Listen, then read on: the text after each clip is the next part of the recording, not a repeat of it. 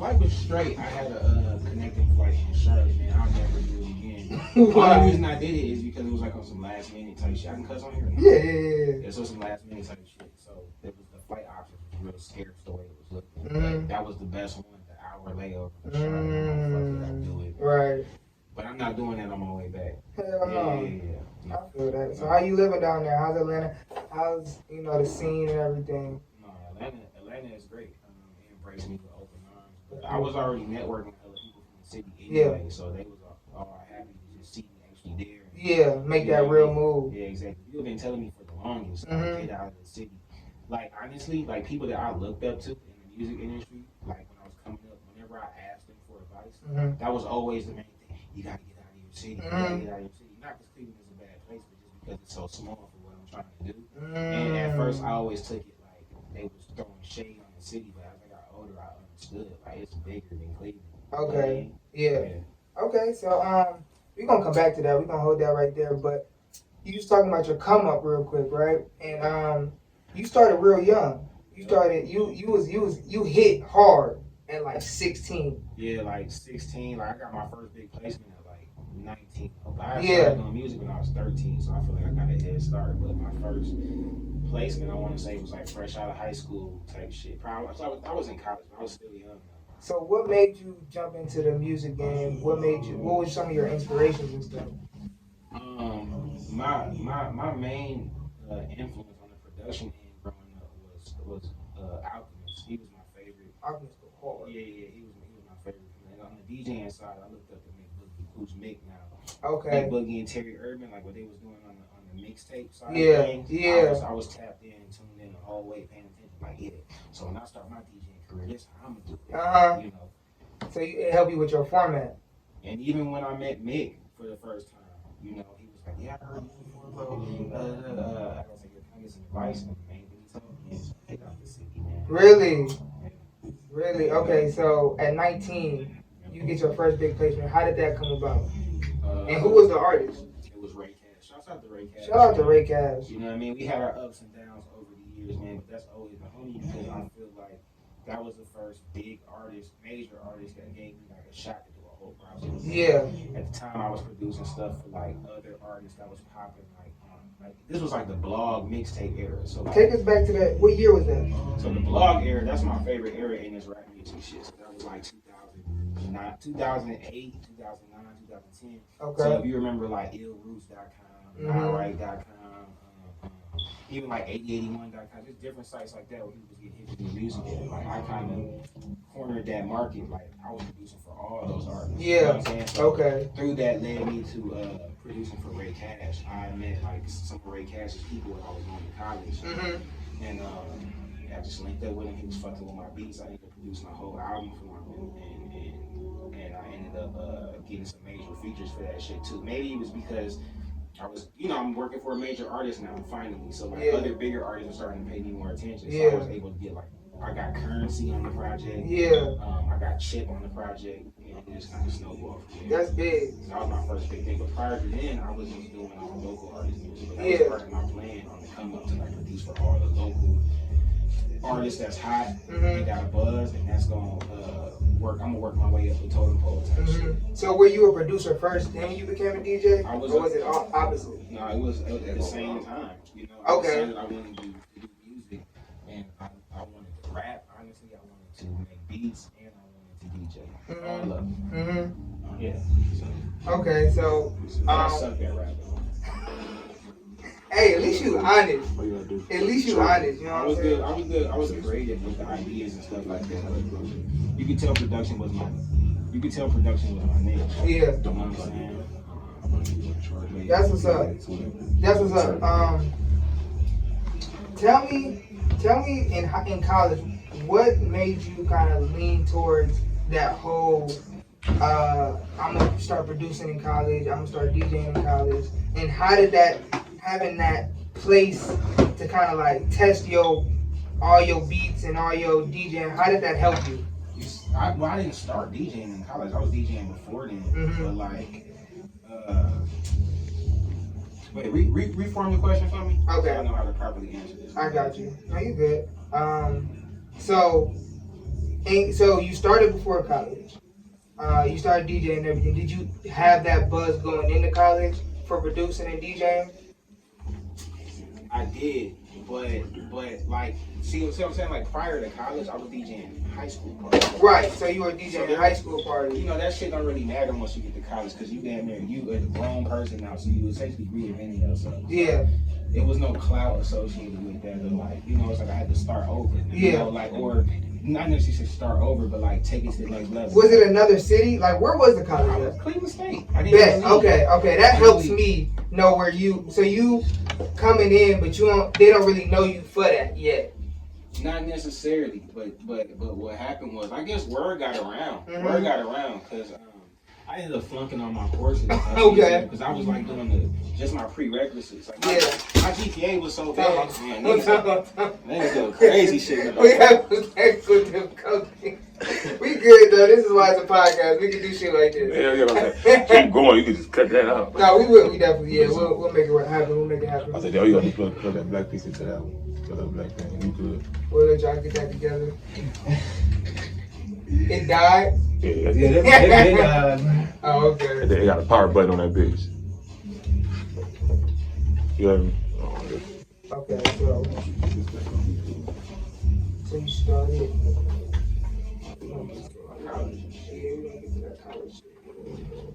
Alright. We really need to do it.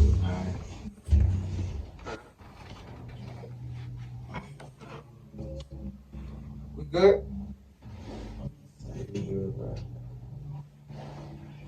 Yeah. Alright, bet. Alright, so college, right? So when did you know you could actually be a full-time producer and DJ?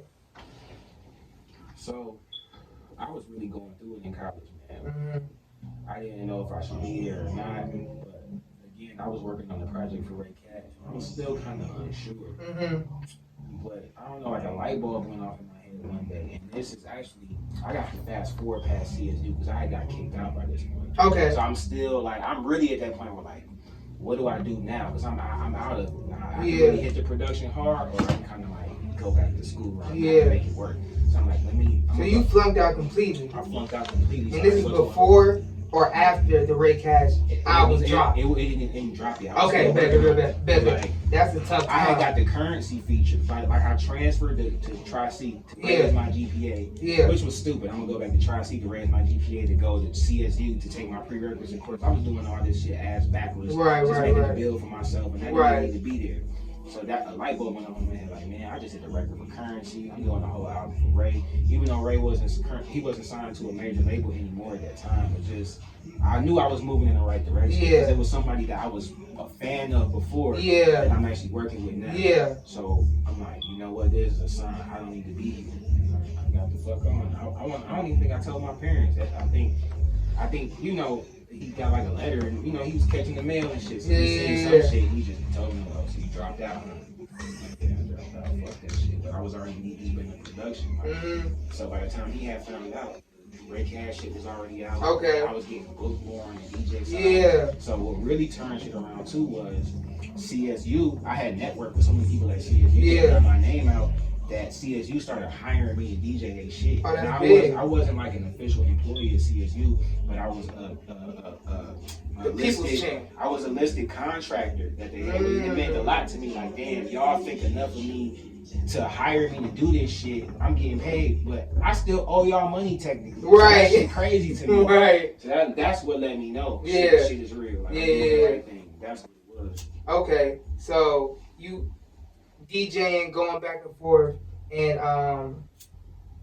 you make the jump to do this full time. You like, fuck it, I'm not going back to school. I'm not gonna keep making a bill for myself. I'm gonna do this full time. So, what in your head switched was like, I'm gonna have to make different incomes this whole time. It wasn't even that. See, the thing about it was, since I was a kid, bro, I was always doing different shit. So you been hustling? Yeah, but it wasn't necessarily to make money. I didn't look at it like as a hustle, like the regular route. One day I looked up like, man, I do so much shit. You know what I mean? I could sell this. You know what I mean? At first, it made sense to do music for free, to make these beats for my friends and really like get my craft to where it needed to be. You know what I'm saying? You know what I mean? You feel what I'm saying? Yeah. So the craft in itself, how long did it take you to really become confident as a producer? Confident. Confident in what way though? Like, cause I don't know. Like, Then you can send a beat pack and you know they gonna get on. Oh, I always was confident. I was overly confident as a kid. Like, I used to enter beat battles like at like Grog Shop used to have beat battles. They used to have some shit on the west side. At this club called High Five. I used to go there all the time, underage. Yeah. And get in. And I would battle grown ass men with beats and shit. Yeah. Like my dad used to be in there with me ready to fight grown ass men and shit because he mad because I done lost. Yeah. So how influential was your father? Because I know he was a big part of just being a support system for you. My dad was real influential. He never did music or nothing. Right. He was just always of what like the shit that I wanted to pursue. Like I was never the type of kid to just pursue some shit just because it was popular. He knew I had to be real passionate about shit for me to even pursue it. Yeah. And he had no problem supporting it as long as my grades was important. Okay. I didn't make the best grades, but I always made sure you know what I mean? Like I graduated type shit, or you know what I mean? I wasn't getting in all types of wild type trouble because I knew I had a father that would support me along the way, and he did. You know what I mean? Like he wouldn't do shit like buy me all my equipment like when I was a kid. Like I would have to save my own shit, but he would actually be the one to help me pick it out. He would match me type shit. Wow. Okay. Like that type That's of big. Shit. So it wasn't like some spoiled kid. He did it. No, you had to work for it. But he would do shit like for example, when I was a kid, I used to play the clarinet. And so did I. That's crazy. Yeah, I used to play the clarinet. So in Atlanta, in this place called 5 Points in Atlanta, it's real popular for like. Shout out 5 Points. Yeah, it'd be like hella like. Yeah, it's a lot of shit that go on down there, but it's also it'd be a lot of like musicians that just be on, so they be hustling down there playing the instruments. So he like, you could do that, you know, you a kid, and that built my confidence too. I'm like, can I really? And he was like, try it. And I did it one day, and he kind of supervised me. Like, he put it out there in the corner. I had my instrument with me. I had my little bucket out there to catch the change or whatever. And he stood kind of a couple feet away like he was a random person. And people was actually, I only knew like 3 or 4 songs, but he was like, just keep playing them over and over. And I made like $60 in like an hour, which was like mind-blowing to me. And it was even more mind-blowing to me for the simple fact that I want to say around the time in Atlanta, me and my family was homeless. If we wasn't homeless at that time, we was homeless like before that. So I had never seen nothing like that before. Actually, and I don't think my dad had seen nothing like that before either. Like, you know, he had been an entrepreneur before and shit like that, but he understood how real business worked, not like entertainment. Yes, because it's a big difference. So that's just on a small level, but that's what instilled the confidence for sure. Okay, at an early age. Never second guess my beats, even when my shit was whack. Like I knew my shit was gonna get better, so I continued to learn and keep doing it. And I was on my 5 beats a day for 3 summers, shit like Kanye. So speak on that. The 5 beats in 3. 5 beats a day for 3 summers. That was like that was like a rule. It's not a rule I came up with, but I looked at it as a producer rule because I heard Kanye say that. Okay. Like I have a subscription to Scratch magazine growing up, and I read about the DJs and producers and they kicking in different knowledge and shit like that, kicking in the game, and I would just soak it all up, and that's one thing I remember. Kanye actually said that in a song. I think I remember that. Yeah. Right, and I took that shit as like, you know, that's like God saying that shit. How much did that help you? Just practicing your craft over and over and over and over. I mean, it's like a basketball player that plays basketball every day and practices every day. Like it only sharpened my sword. And I don't know, like it instills something different in me because when I was doing that 5 beats a day for 3 summers, it was a different motivation. It wasn't like I'm trying to get paid off that shit. I knew I was going to get better. Like, I used to do shit like just do projects like I like full fake ass albums with people, and it's not fake. It's real. We really working on music. Right. It's just I know putting the concept together. It could be some shit that we probably wouldn't even put out, but I would do it just to like get the experience. And learn how the whole process goes. Beginning to end. So when it's time for me to really do a project with somebody, really produce a song for somebody, I already, you know what I mean? Yeah. So I like my homie now, he's my best friend. He don't even rap anymore. He rapped when, you know what I mean, when he was younger and shit like that. But even when he stopped rapping, I continued to work with him because I was still a new producer. Yeah. And I knew, like, even though this shit probably ain't gonna go nowhere, this is gonna help. Yeah. You know what I mean? And it did. That's a big, and I want to emphasize that because I think young producers need to hear that. Like, keep working. That 5 beats in one day for 3 summers. But they get discouraged though, the new producers though. Oh, They get 100%. discouraged because they be like, damn, their attention span is short, so they feel like I've been making beats for 3 months. Man, little baby ain't rapped on my shit yet. Right. Quit. Right. Like, it don't work like that. It don't. Man. So how does it work? It may work a little differently now, but I know back then, I mean, it's a totem pole to this shit. You're not finna just come out the gate producing for little baby. You Right. gotta work your way up. Right. You know, a lot of times producers don't know the difference. New producers may not understand the difference between a producer and a beat maker. Come on. I didn't for the longest. Get this game, Mstacks. I used to be feeling like, oh, that's just old niggas hating. They don't understand whatever. It's all the same, but it's really not, man. Mm-hmm. A lot of these young niggas be having a lot of clout behind their name. You may Mm-hmm. hear they tag in different songs that's out right now. Yeah. But they won't even know how to produce for an artist one-on-one because we live in such a digital age and internet era, which is nothing wrong with that shit. Yeah. It makes it super convenient. But it's producers out here that solely, that's them. They sit at home all day and make beats. Mm-hmm. Just send them bitches out. And they land in placements too, which is the crazy part. But if you put them in the studio with these artists, they'll be lost. Wow. So what's the biggest difference from working with a person and producing a song and making a beat for an artist? I mean, first of all, as a producer, one thing is for sure. You can't be scared to speak your mind. I know most producers be real timid about it. They don't, you know, because a lot of times these beat maker niggas just be fans of the artist and just be so happy that the artist is using they beat. Mm-hmm. And it's deeper than that. The rapper or singer, whoever you're working with, the artist that you're working with, they want you to bring the best out of it. Yeah, 100%. It's not gonna do that shit. I used to be that way. Okay. I used to be like when I first started working with Bodie James, I used to be scared to speak my mind on shit. Like, man, what the fuck I'm gonna say? You already got a deal. You already doing your thing. You know? But that's what they need. Yeah. So that's the main thing that separates a beat maker from a producer. A producer is gonna take control of the whole session. Like, yeah, you got your fire engineering shit, but a producer's gonna tell you how to actually rap this shit, tell you if this shit sound whack, tell the engineer, they actually communicate with the engineer too. Yo, you need to slide this over. Don't use that effect, don't use that plugin, use that. Yeah. So that's my job. You know what I mean? That's crazy. That's a big part of the song. From there, plus I was just producing for a lot of artists at the time from there, and I met a dude named Andrew Barber that owns FakesYourDrive.com, and they cover all the Chicago shit. They still relevant to this day. They're on Shade 45 and shit like that. But they used to post my shit all the time. And so all the other blogs would see that shit and like, oh, who the fuck is this dude? And eventually, like Double XL and Source, all those different blogs started covering my shit on their own. Really? So how did that feel as a producer? No, that felt great. I knew exactly what to do too. I'm like, this is I need to start networking with and start building real relationships with these Let's artists. talk about that. How do you build a real relationship with an artist? Or with an artist. With an artist. This is real shit. Just people need to understand in general. Come on. You have to work ground up with these artists, man. You can't just reach for the sky and think, oh, I'm a producer. I make hot beats. I'm about to start producing for Lil Wayne or some shit like that.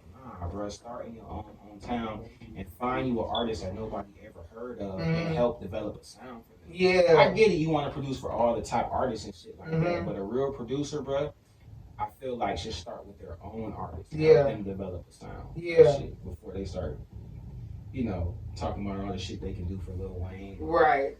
Whoever it is, man. Now talk about the business side of building relationships with the blog owners and the the venue owners and the promoters and shit like that. How do you build those relationships? You gotta create leverage, man. And as a producer, you gotta wear multiple hats. So again, you can't just be a beat maker. Like, if you want certain media outlets to post your shit and support your music or whatever the case may be, you gotta actually, like I said, bring more to the table. Like, for example, like a couple of these blog outlets, like for like live mixtapes and double XL, like these guys have like live performance events, like they do South by Southwest, which I used to go to every year. I would DJ these events. Yeah. And some of this shit I wouldn't even get paid for. I mean, Wow. South by Southwest, most people wasn't get paid for anyway. Right. She was a super big artist. Right. That's part You of it. usually gotta pay. Yeah, that Like too. shit, That yeah, too. Yeah. But wherever I could help at, if I could do some shit to help to strengthen what they doing, I would do that shit. Yeah, You know what I'm strengthen saying? the relationship. And in return, they would support whatever the fuck I had going on. If I Yeah. was producing for a different artist, whatever. We dropped the song, they was posting it. Yeah. Shit. So that's how I build the relationships. Okay. And I wasn't afraid to pull up on nobody too. Like if I met you online type of shit and you do me say you rap or something like that and I'm fucking with what you got going on, I'll pull up to your city, especially if it's in close proximity. That's why I was back and forth to Chicago. Yeah. So yeah, I built the relationship online, but I actually showed it in person. So Right. Coming out the different, I ain't give a fuck what it was. I was Yeah. there. Yeah. That's big. Yeah. And a lot of people don't do that shit now. They stay online. Well, you got COVID, bro. You gotta get people. But now, yeah. So you more so gotta rely on being online. But even then, people be scared to do that shit too. Yeah. They be having too much pride to DM a nigga or you know. They don't think it'll work anymore. Right. You know. But I think that's a lie.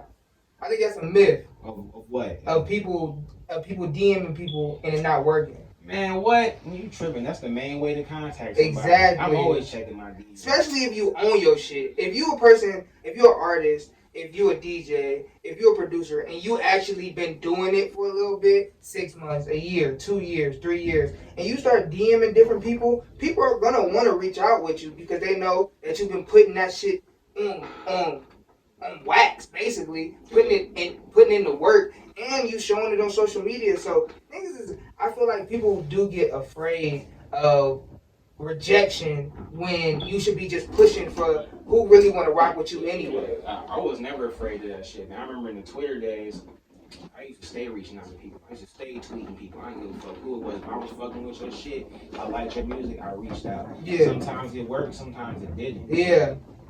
You know. So how did it feel working with a lot of the big time Pittsburgh artists when they were on their come up, like the Wiz Khalifa's, the Mac Millers? How did that feel? It felt good, and it reassured me that I really got an ear for this shit, and I got a knack for like finding new artists. Yeah. That's like really my thing. Like you got different producers. Like you go to Zaytoven if you want that trap sound. If you want to break out in Atlanta any type of way, Mm-hmm. you go to I don't know who else. KE on the track if you're looking for like a pop sound. Mm-hmm. You come to Mstacks, you come to me if you need help developing a sound. Yeah. If you a new artist, Yeah. that's what I spend. I produce a lot of different shit, but as far as like working with different artists, that's Mhm. my specialty. And if you look at my track record, the artists that I work with, from Wiz to Mac to Currency, these was all artists that was new at that time. At that time, yeah. You caught them real early. Real early. That's what's up. How did that like you said, that gave you the confidence that you had that ear to really develop an artist and help the artist in a way that maybe another producer can't. So when did you know that for you it was more about developing the artist than it was just being the biggest, getting the biggest name and everything like I that? just noticed the trend, and I'm real self-aware of what I got going on. Yeah. So eventually I just woke up and just started paying attention, like, damn, okay, it's happening like this. I'm finding all these new artists.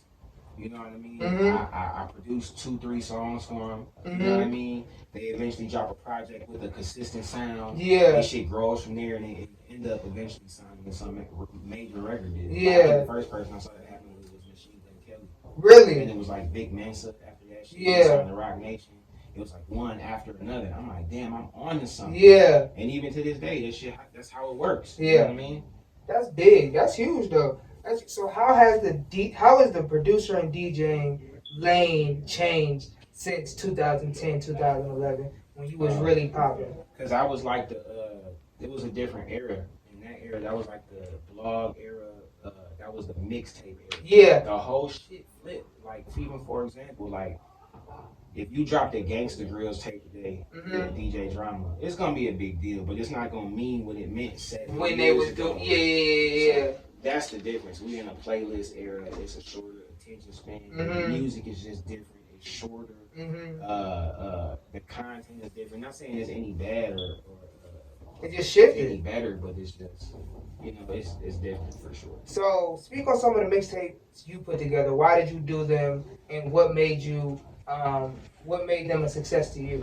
Well, I put a lot of independent mixtapes out for like up and coming independent artists. Yeah. The real ones that stand out to me was like the Ray Cash tape that I did, Rose Ray. That was a big one, and the biggest one honestly was I did a tape for Bodie James called Live at the Roxy.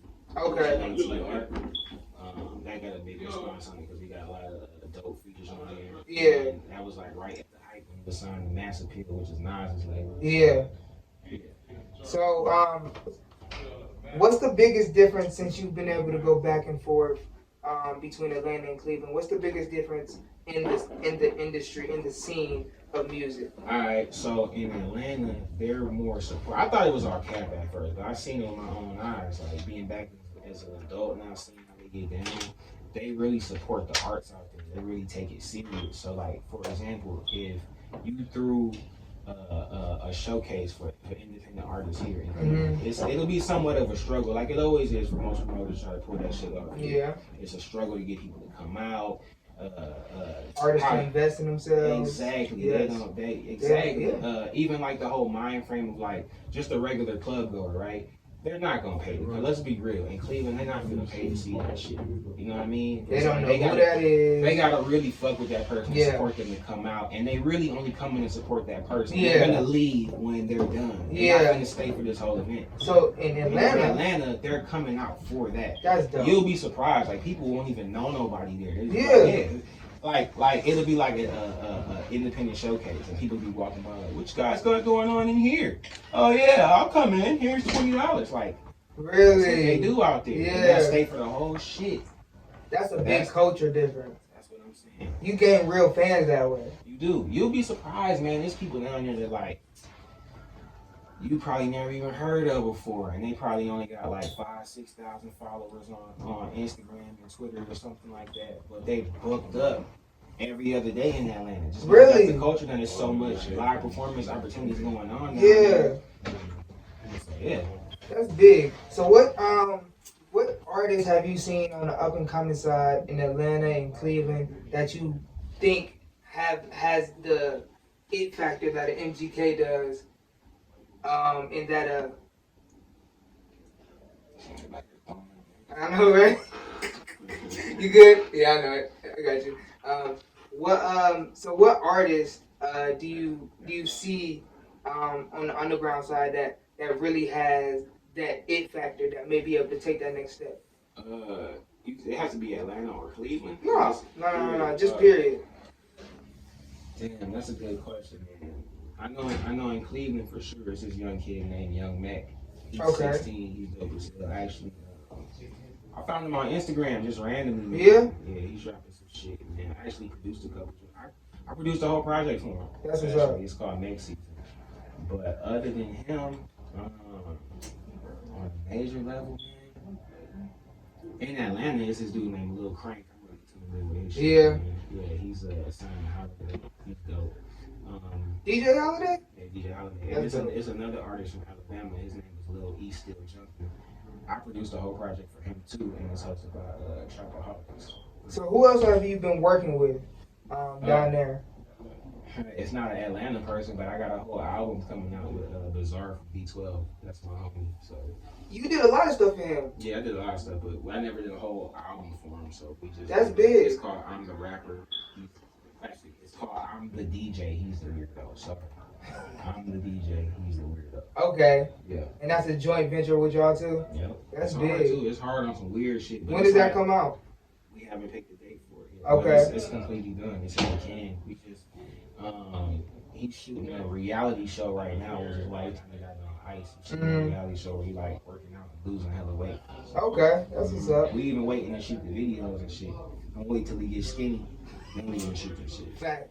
So you say you've been getting booked up a lot in Atlanta. Yeah. So what type of shows and stuff have you been able to do with coronavirus out wild and stuff like that? Nothing too crazy. It's just been like showcases. It's been like little small clubs and shit like that. Yeah. Because again, like It's a lot of DJs in Atlanta. I bet it's shit ton out here. It's a lot. So even with the small shit that I've been DJing in Atlanta, it's still the most that I've DJed since I've been in Atlanta. Because I feel like once I finally got situated in Atlanta, then COVID hit. Yeah. Cause you left late 2019. Right before COVID. Look, right before COVID. Yeah. You know what I'm saying? I got situated. You know what I mean? And then boom. Yeah. Cause you know, like you got to go through that. Like for me, like you know, when you go to like a new city, you move into a new city and shit like that, and you trying to get into the entertainment shit in that city. It's not just gonna happen like that. Right. I don't fuck if you Instax or whoever you are. Right. You gotta play or know your role type of shit and then work your way in. Yeah. So by the time I work my way in, COVID hit. Right. So, yeah. So how I'm back in action now, man. How was the Shade 45 shit going for you? It's cool. It's only once every blue moon, though. You know what I mean? And how did that connection happen? Again, back and forth to Chicago, I met Andrew Barber. Okay. Fake Shore Drive. Remember I told you he got the show on Shade 45. Yep. That's how the connection went into the guest. That's dope. That's dope. Yeah. So Andrew had already remembered me from coming back and forth to Chicago. Yeah. Different shit. And that happened, 5-10 years ago almost. Exactly. So connections like that can come back around. It always does. It always does. If you do it right. Yeah, but most people, you know, they'll look at like the, I don't know, the lower guy on the totem pole and just kind of like dismiss them. Yep. I don't do that, man. I'm going to embrace you because I know one day you're going to move up that totem pole. Yep. One day I'm going to need something. So I'm going to just keep it real. That's the way I think, bro. One day I'm going to need something. So I'm going to put myself in a position where I'm going to be here for you. If you need something from me. Yeah.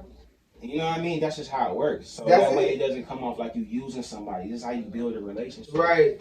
But people just look at it like, oh, no. This nigga's a peon and I'm not a dick sucker. So those two things, that's how they look at you. Yeah. No, it's called networking, man. And it's called understanding that motherfuckers going to one day move up that totem pole. That's a fact. And being patient on building the relationship. I think people get real antsy when people aren't all head over heels on what you got going on. When the thing is, it's all about timing in this game anyway. If the timing ain't right, the shit gonna be fucked up anyway. Yeah, exactly. So it's just, I think that's a great outlook that people need to hear. Like a relationship you started 7-8 years ago turned into a guest spot on Shade 45. You know what I'm saying? Plain and simple. That's crazy. You know what I'm saying? Like, and that's going to bode well for you on another venture. Meeting all the people over there, doing what you're doing over there, that's going to bode. It's just connecting them dots. You know what I'm saying? One of your slogans and what you say a lot is you connected everywhere. What does that mean to you? That's just some shit that I started saying like in like 2010, 2011. Just because I started noticing what was happening. Like my networking skills is low key impeccable, man. So I'm like, damn, I'm really connected everywhere. Cause I'm like again, I was going back and forth to Chicago and other places too. And every place we went, I was really plugged in, and people was really like respecting my brand. Yeah. And I really couldn't see it like that in Cleveland. Yeah. I could only really see it going outside of my city. Like motherfuckers, like, damn, bro, you really Mstacks. I wouldn't get that type of love in Cleveland. I don't give a fuck. Not to throw no shade on Cleveland, but it's just like because you from there. That's any city you from. They feel like they know you because they saw you type shit. So you know, it's just a different type of outlet. You kind of got to get out to feel the feel of what you've been doing. Right. Yeah, I can definitely understand that. Where did the name Mstacks come from as a DJ? Oh, man, I wish I would have changed it early on. Man. This shit, I always kept my real name, my government name. But that came from, I was DJing in high school. I was booked up like crazy. I don't even want to say it like that because that sounds like I was, I don't know, like popping on the DJing side of high school because I wasn't. But I ended up getting a gig on the west side, DJing some random white biker bar type shit.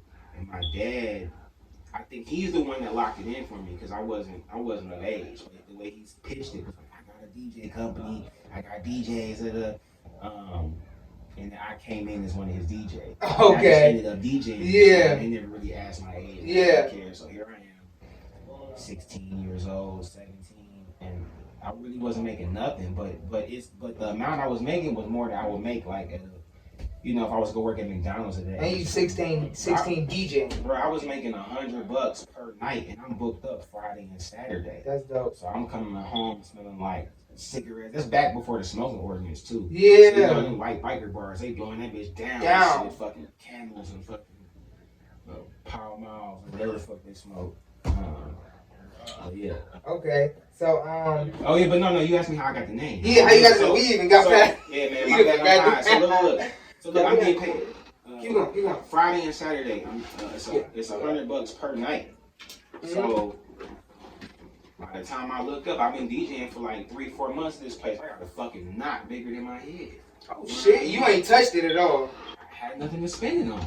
You know what I mean? Dumb nigga. You wasn't even smoking back then. I wasn't smoking nothing back then. That's crazy. And what I really should have spent my money on is I should have took driving classes. I realized, like, I looked up, everybody was driving. I'm like, damn, how everybody driving? Cause nigga, we took driving classes. Right. And I came to my parents like, man, how come y'all didn't put me in driving class? Like, what the fuck we gonna put you in driving class for? You can put yourself in. Right. You didn't want to do that with your money. Right. But big ass not, and I was coming to school and people started calling me that. Stacks. Stacks. It was Doe Stacks at first. Like, that shit sounds kind of lame. Doe Stacks. I called myself Instax. Okay, I can feel that. That's dope. So when did you start smoking? I started smoking at 25. First time I went on like a major tour. Yeah. And I'm sure you're finna ask me why I started smoking. Come on, bro. But I was on tour with DJ Premier. I was a big fan of DJ Premier. I still am a big gangster. Yeah, big shout out. He's still doing this thing. Right, I was on tour with him and Royce the 5'9". Royce don't do no type of drugs. He don't touch nothing. Now. Yeah, now. Now. Right. He recovered now. So he don't do that shit. But But he's so strong. Like, he could be around that shit. Like, he said that shit don't phase him. That's dope. But Premier, he never really had a problem. But, you know, he's still indulgent and he's still, you know what I mean? So I'm like, damn, I'll look up to Premier. I'm like, damn, he make this shit look cool. I want to be a cool old nigga. Like this, you know what I mean? He bringing out bad bitches on the road. All that shit. Like, let me see what this about. Plus, the fucked up part about it was we was going to like the West Coast hitting dispensaries. Oh. So I'm not even going to the dispensaries with these guys because I don't smoke. But we are traveling together. Yeah. So I wake up in the van and everybody got a big bag and pre-rolled. And shit. And I remember one time we was in like El Paso, Texas, which is right by it's like hella border patrol because it's so close to Mexico. So I remember we got some shit from a dispensary and we just had to smoke it all right there. What? It was like one of my first times really smoking weed. Like I was like just trying it. Yeah. So you had to smoke it all. How much was it? That shit was probably like, I don't know, man. This shit had to probably be like 30, 40 pre-rolls. Shit. And we was like giving them away. People was looking at us like we was crazy. We Yeah. didn't want to get caught with it, nor did we want to waste the weed. Fact. That's funny. Yeah. That's a crazy story how you get started though. Like, I got started smoking like good weed, which was the crazy right. part. And then and after the tour, I had to take my ass back to Cuba. How about that? You know that shit wasn't good back then. That shit just started getting good. I ain't gonna hold you. But that's what's up, man. That's what's up. So what's next for 2021, 2022 before we get out of here? Like I said, I got the Bizarre album on the way. Yes. Yes. He's the weirdo. I got another project dropping in, like a compilation project, just all my production. I don't have a name for it yet. Okay. But that shit coming. What else I got going, man? I got a project coming with my guy, Els Jenkins. Okay. From Atlanta. What else I got going? I got a project dropping with my guy, Young Licks, from Cali. Who else? I'm trying to think. I'm not forgetting nobody, man. I think that's it right now. Okay. I don't know I'm high. That's what I can remember right now. But I always got shit. Got you. So talk about before we get out of here. Talk about longevity. What's the keys to longevity in this? I mean, your intentions from the jump, man. That's going to determine your longevity. You're just in this shit to make a quick buck or just to get famous or some shit. You're not gonna last, man. Also, if you're gonna make music in any kind of way, you gotta make music with integrity, man. You know what I mean? Yeah. Don't just sell out trying to make some shit that you hear everybody else making. Yeah. People gonna be able to tell that your heart ain't in it. And you could think that's bullshit right now, whatever, man. You're gonna fucking burn out. With that, you know what I mean? That's how that sound, and that mentality, yeah. So you gotta be different, innovative, and your heart gotta be in the right place. You gotta really be passionate about this shit. Like, I do this music shit because I love doing it, and then the money comes after that shit. Yeah. You know what I'm saying? So you have the drive because you love to do it. Yeah, exactly. That's what's up. So speak on the brand you got on right now. All right, man. So the brand I got on is called Drink Kings. I'm the brand ambassador. Yes, sir. Line. Yes, sir. That's out of Houston, Texas, man. They got all types of fresh shit. I got on they sweatsuit right now, but they got dad hats, man. Yeah, that shit tough, man. We got snapbacks. We got beanies. Do they got what's the website? We got drinkkingsclothing.com. I'll send you the link, man. Send me the link. We're gonna have it all. Drink Kings Clothing on Instagram. But yeah, we got all the different flavors too, so it's not just purple. We got the green. I gotta get you some shit. Yeah, man, you gotta send me some shit. For sure. For sure. No problem. For sure. That's what I appreciate you. How did that connection happen? Again, networking, man. You know what I'm saying? Just this guy got a clothing line. He started sending me shit for like different photo shoots and shit like that. Really, eventually, for free? Yeah, but I was promoting his brand and shit like that. Yeah. Eventually, he brought me in like, yo, bro, like you want to get on some real business shit? Yeah. Be a brand ambassador? I'm like, yeah, I'm down. You know That's what I mean? big. Figured it out, made it happen. You know what I mean? Yeah, he invested in you. Exactly. So you can invest in him. Exactly. That's how business works. That's how you really build something that turns into longevity. So I mean, you out here kicking knowledge, man. I just appreciate you stopping by and just rocking with me. You know what I'm saying? We've been trying to just sit down for a little minute, but I think this was very necessary. Yeah, man, this was dope, bro. This was very necessary. You only in the city for a couple days, but you back out to Atlanta. I mean, you got shit to do. I don't want to hold you, but you got anything to leave for the people? Any advice? I know you've been dropping advice and gems the whole time, but you got anything to leave to the people? Yeah, man. Y'all ain't heard shit yet, man. You know what I mean? Niggas be saying, oh, man, Instax, he produced for this person, Talk that your person. shit. But that was a long time ago. Talk your shit. Look, man, this shit ain't over. This shit just got started for real. That's man. a fact. And, yeah, man, connected everywhere. What's your drop your Instagram? So my Instagram is Mstacks official. My Twitter is just Mstacks. What else? What's the new shit everybody be on? Clubhouse. Mstacks on Clubhouse. Okay. Yeah, that's pretty much it, man. So I got one more question. How many Instagrams have you got hacked? Well, I wasn't really hacked. The thing is this though, it's just Instagram and Facebook changed their policies around the time that Facebook bought Instagram. Yeah. When you start seeing that Facebook logo on there, they start getting real strict on the rules. So basically, if your account is super problematic, they're not even gonna try to figure out like if people are just hating and just reporting your shit for no reason. Mm-hmm. They gonna look at it like, look, they're doing this for a reason. We just gonna get you up out of here because they're complaining. That's what it was for me. Like, I ain't used to have no filter before. I used to just cuss people out and shit like that. You know what I mean? They would say, I encountered a lot of weirdos on Instagram and shit, and I didn't used to hold back. So they used to report my shit. So report after report after report, they canned my shit. Then I created another one, and the way the algorithm works is once you get removed from the platform, like I don't know, it's like they remember that shit, like who you are, like your IP address and shit. So they're gonna catch you at some point when you make another one because they just booted you off of there. They're gonna let you back on at some point, but if you just like when they boot you and you just try to come back on, no, they gonna with the same. You gotta relax. You gotta like relax type shit and then check later. Got you. So that's what happened to me. So Okay. now this one is. I actually do got one more question. How is it reviewing people's music online? How is that? Because I know you do that a lot. It's cool. I mean, it's necessary, man, because so many people ask me, or before I started the review, so many people used to ask me, like, yo, man, why don't you just check my music and tell me what you think? Then I used to come in contact with people who didn't even want to work with me. They wouldn't even give two shits about working with me. They would just be like, look, man, I understand you produce, I understand you DJ. I just want you to listen to my music. Now I'm gonna be on my way. And that shit used to piss me off too. I'm like, okay, fuck it. It seemed like that's all you value. Yeah. Okay? But it's cool though. It's needed because a lot of people be lying to you about your music. Man. Yeah. And you don't. I'm not finna lie. You cut that shit off. I used to have my reviews. That's why it's so funny. Yeah, I used to have my That reviews last longer, but I condensed it down to an hour, get straight to it, let the people tap in and send their music. I did it just because I got tired of people asking me to check their shit out. Yeah. I've been designated time. Right. And then we're going to do it then or we're not going to do it. You got sponsorship too, don't you? For sure. Yeah, I got Crunk Energy is my main sponsor. That's dope. Shit, man. That's Shouts dope. out to Crunk Energy, man.